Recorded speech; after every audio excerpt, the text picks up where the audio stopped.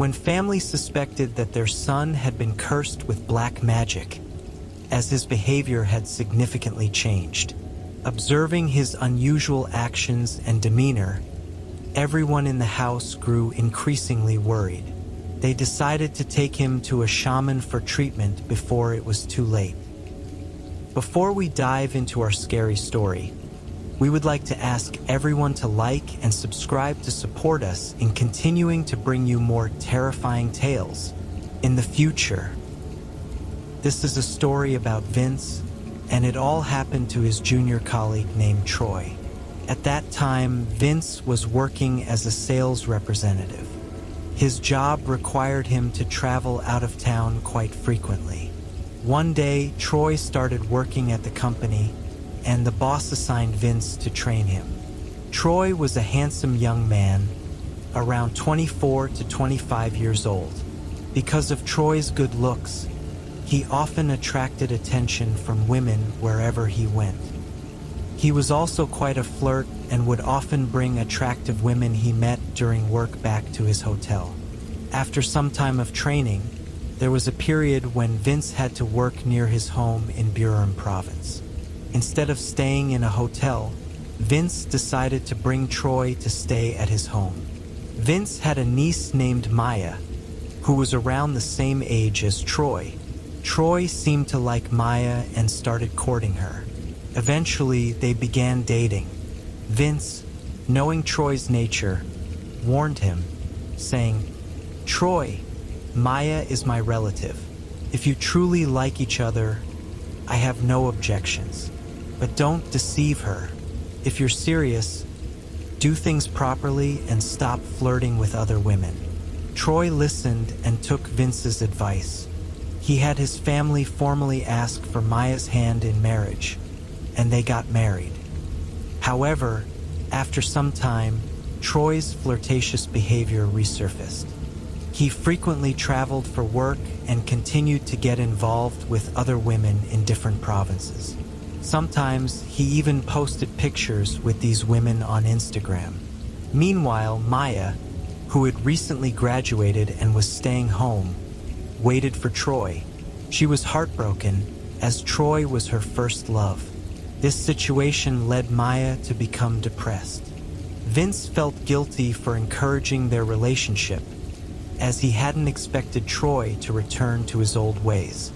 One day, Maya called Vince in tears, saying she couldn't take it anymore. She felt that a flirt would always be a flirt and that Troy would never change.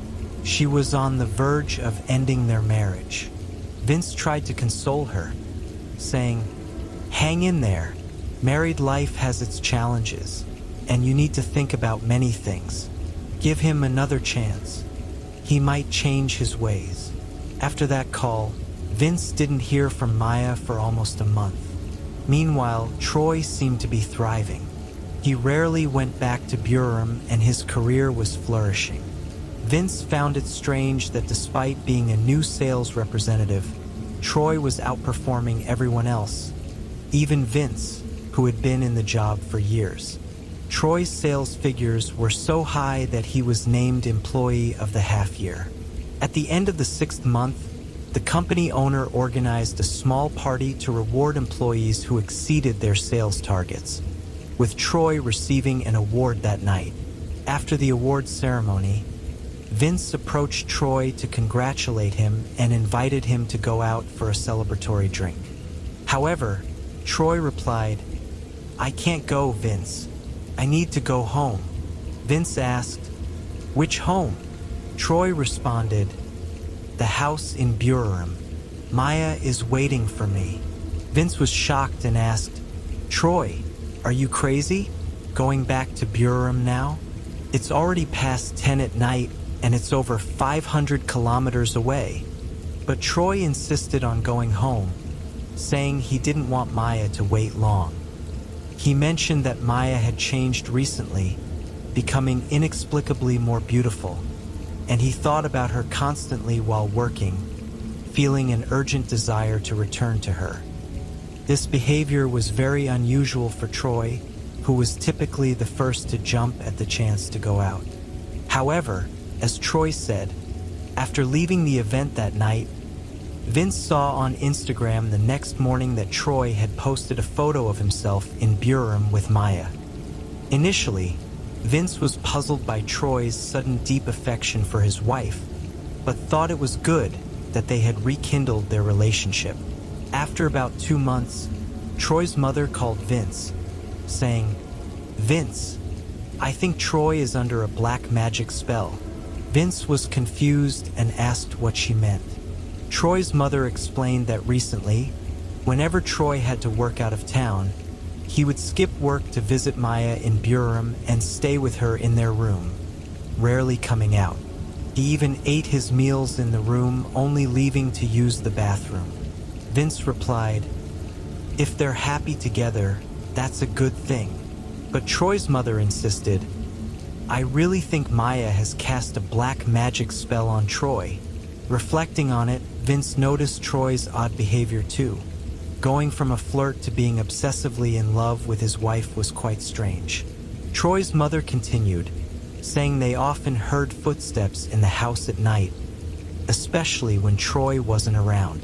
They would see dark shadows moving around the house, but when they turned on the lights, no one was there. Initially, they thought it was Maya, but upon checking her locked room, the noises continued. Additionally, they had a Persian cat that suddenly went missing. They searched the entire house but couldn't find it. 2 days later, Troy's father noticed a strange smell while sweeping the yard. He found the cat's body hanging from a gooseberry tree in front of the house, its throat slit, all 4 legs cut off, and its heart removed and hung from the tree branch. Surrounding the tree were peculiar stones arranged in a circle and dried gooseberry branches piled around. Vince's father muttered in disbelief about who would do such a thing to the cat and decided to burn the remains in front of the house. That night, Troy's father dreamt of a dark-skinned, long-haired woman. In the dream, he was lying in bed, unable to move, while the woman stepped on his chest and stomped on him. He felt immense pain and tried to struggle but couldn't move. The woman said, "You meddle in my affairs. If it weren't for my big ritual, I would kill you tonight." She continued to stomp on him until he could no longer bear it and used all his strength to shake off the spirit, eventually waking up. The next morning, Troy's father complained of severe chest pain, and Troy's mother took him to the hospital. The doctor found heavy bruising on his chest, resembling multiple blows, leaving both parents bewildered about its cause. After Troy's mother finished telling the story, she asked Vince where he was and requested him to come to the house to check on Troy. Coincidentally, Vince was working in a nearby province that day, so he promised to stop by as soon as he finished work. Before going, he tried calling both Troy and Maya but couldn't reach either of them. When Vince arrived at the house, he immediately noticed a change in Maya. She had transformed from a pretty young woman into someone with disheveled hair, chewing betel nut, which had turned her teeth black. Vince sat close to Maya and asked, "Maya, do you have anything to say to me?" Maya stared at Vince with a blank expression and replied, "Who are you?" She then asked, "Do you have a cigarette?" Vince was bewildered by Maya's condition. He spoke with Troy's mother and suggested that they should take both Maya and Troy to see a shaman, as their symptoms seemed abnormal. That day, Maya, Troy, their parents, Vince, and Troy's uncle all set off in a car driven by the uncle. As they neared the shaman's residence, Maya suddenly started laughing, as if she was fearless. Upon arrival, the shaman prepared holy water and began chanting. But before he could finish, Maya stood up, kicked the bowl of holy water, and pushed the shaman in the chest, laughing mockingly. "You can't do anything to me." Seeing that things were getting out of hand, the shaman advised Vince to take them to a venerable grandfather, providing the monk's name and the temple where he resided. Without delay, everyone drove to the specified temple. When they arrived, they saw the hall filled with people worshiping the monk. Vince was skeptical, as he expected an elderly monk but found a monk who appeared to be only 24 years old. Vince asked the locals why they referred to the young monk as a venerable grandfather, and they explained that the monk was a reincarnation of a highly respected venerable grandfather who had passed away. Vince remained doubtful but decided to proceed since they were already there. As they approached the venerable grandfather, Maya, who had initially seemed fearless, began to tremble and fell silent. The venerable grandfather addressed Maya directly. "Do you know who I am?" Maya responded, "Yes, yes, yes," speaking incoherently. The venerable grandfather continued, "If you know, then leave. This body does not belong to you. I will help you move on to a better realm. We have known each other through many lifetimes. Please, go peacefully." The spirit inside Maya retorted, "They have given themselves to me entirely, both of them. I won't leave." The venerable grandfather responded firmly, "You must leave. You are not the rightful owner of their lives. Do not continue to create more karma." The venerable grandfather then gave Maya some holy water to drink while chanting a mantra. Gradually, the spirit seemed to depart willingly, and Maya collapsed to the ground. Once the ritual was completed, the venerable grandfather turned to Troy and Vince and instructed them to fetch some water from his house for Troy to drink.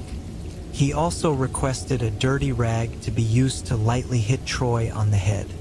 When Vince lightly struck Troy's head with the rag, Troy suddenly fainted. However, after a moment, both Troy and Maya regained consciousness. Troy's mother immediately scolded Maya, accusing her of using black magic on Troy and causing trouble for their family. But the venerable grandfather interjected, "Wait a moment. Ask your son what he did first." The venerable grandfather then said, "Look at his neck." Troy pulled out a necklace, revealing an old amulet case. It was a silver case framed with an old wax seal. Vince asked Troy what he had done and what the amulet case was. Troy began to explain that when he first started as a new salesperson, his sales figures were not very promising. During that time, he had the opportunity to travel to a neighboring country with a friend, where he encountered a shaman. This shaman was selling a special wax amulet, claiming that it was very powerful. The shaman warned that the wax should not be applied directly because its power was too strong, but if one prayed and made requests to it, their wishes would be granted. When Troy returned home, he initially prayed for better sales, but his wishes did not come true. Frustrated, he opened the wax case and applied it to his lips, making a bold request. "May this project go well, and may many customers come to me. If it works, I will give you anything you want from me. Whatever you desire, you can take it." Miraculously, Troy's sales did improve significantly, to the point where even Vince was astonished. The venerable grandfather interrupted Troy's story, explaining, "The spirit in the amulet desired to become human again and wanted Troy as its husband. It planned to possess Maya's body and complete the ritual. If you had come any later, in 19 more days, Maya's body would have fully belonged to the spirit, and Maya might not have been able to return." At that moment, Maya spoke up, sharing her strange experiences. She didn't understand what was happening to her, but one night, while she was sleeping, she was suddenly awakened by someone calling her name outside her house. Initially, she was afraid to respond, recalling her mother's warnings, but she couldn't control her body. She got out of bed and opened the door, only to find no one there. When she turned back towards her bed, she was shocked to see her own body still lying there. as if someone else had taken her place. Since that incident, no one in the house could see her. Every time Troy came to be with her body, she saw everything but couldn't communicate with him. It was as if Troy couldn't hear her. Eventually, she found herself waking up at this temple. Upon hearing the full story, everyone realized that the strange occurrences were not Maya's fault, but were due to the wax amulet Troy had used. The venerable grandfather immediately conducted a ritual to burn the wax amulet, destroying its dark influence. From that day forward, they never encountered any more strange incidents, and both Maya and Troy gradually returned to their normal lives.